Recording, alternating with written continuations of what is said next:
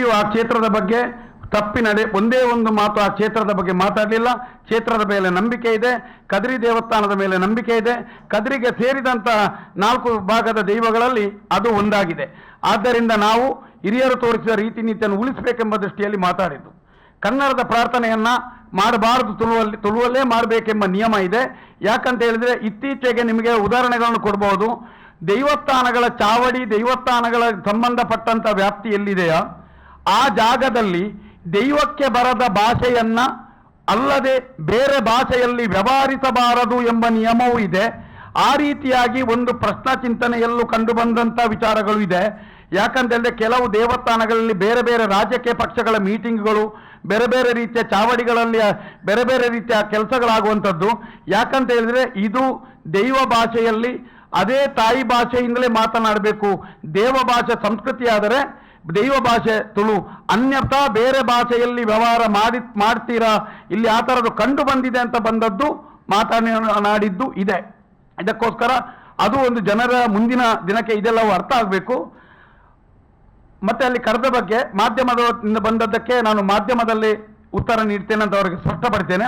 ಅದರ ಜೊತೆಗೂ ಅವರು ನೀವು ಬರಬೇಕು ಅಂತ ಹೇಳಿದಾಗ ನಾನು ಹೇಳ್ತೇನೆ, ನೇಮ ಕಟ್ಟುವವರು 3 ಯಾರ್ಯಾರು ಬೇಕು ಅವರು ಇದ್ದ ಮನೆಗೆ ನಾನು ಬೇಕಾದ್ರೆ ಬರ್ತೇನೆ, ಆದರೆ ಅದಕ್ಕೆ ಮತ್ತೊಬ್ಬರ ಮಧ್ಯವರ್ತಿಯ ಅವಶ್ಯಕತೆ ನನಗಿಲ್ಲ ಅಂತ ಹೇಳಿದ್ದೇನೆ.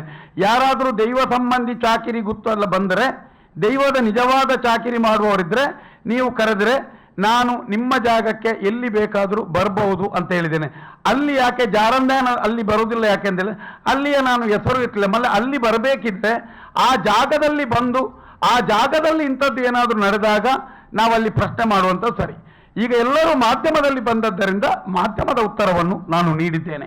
ಮತ್ತೆ ಇನ್ನೊಂದೇನ ಈ ರೀತಿಯಾಗಿ ಕ್ರಿಶ್ಚಿಯನರು ಮತ್ತೆ ಮುಸ್ಲಿಮರು ಮುಂದಿನ ದಿನ ಇದಕ್ಕೆ ಅವಹೇಳನ ಮಾಡ್ತಾ ಇದ್ದಾರೆ ಅಂತೇಳಿ ನಾನು ಕಮಿಷನರ್ಗೆ ಇದು ದೂರು ಕೊಟ್ಟಿದ್ದೇನೆ ಅಂತ ಎಲ್ಲ ಒಂದು ಕಡೆ ಹೇಳಿದರು.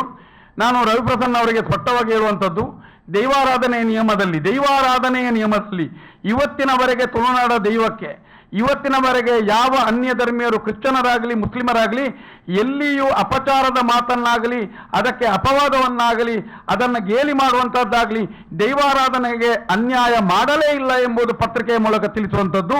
ಇನ್ನೊಂದು ನಿಯಮ ಹೇಳುವಂಥದ್ದು, ದೈವಾರಾಧನೆಯ ನಿಯಮದಲ್ಲಿ ಇಂದಿಗೂ ಮುಸ್ಲಿಮರ ಮತ್ತು ಕ್ರಿಶ್ಚಿಯನರ ಒಳಗೊಳ್ಳುವಿಕೆ ಮತ್ತು ಗೌರವದ ರೀತಿಯಲ್ಲಿ ನಡ್ಕೊಳ್ಳುವ ಅನೇಕ ಕ್ಷೇತ್ರಗಳಿದೆ, ಉದ್ಯಾವರದಲ್ಲಿದೆ. ಆದ್ದರಿಂದ ಜನರನ್ನು ಎಬ್ಬಿಸುವ ಎತ್ತಿಕಟ್ಟುವ ದೃಷ್ಟಿಯಲ್ಲಿ ಮತ್ತೊಮ್ಮೆ ಹಿಂದೂ ಮುಸ್ಲಿಂ ಈ ರೀತಿಯಾದ ನಾಟಕವನ್ನಾಡಿ ದೈವಾರಾಧನೆಯನ್ನ ಒಂದು ರೀತಿ ಗೊಂದಲಕ್ಕೆ ದೂಡಬೇಡಿ ಅಂತ ರವಿಪ್ರಸನ್ನರಿಗೆ ಮತ್ತೊಮ್ಮೆ ನಾನು ಕಿವಿಮಾತು ಕೊಡ್ತಾ ಇದ್ದೇನೆ.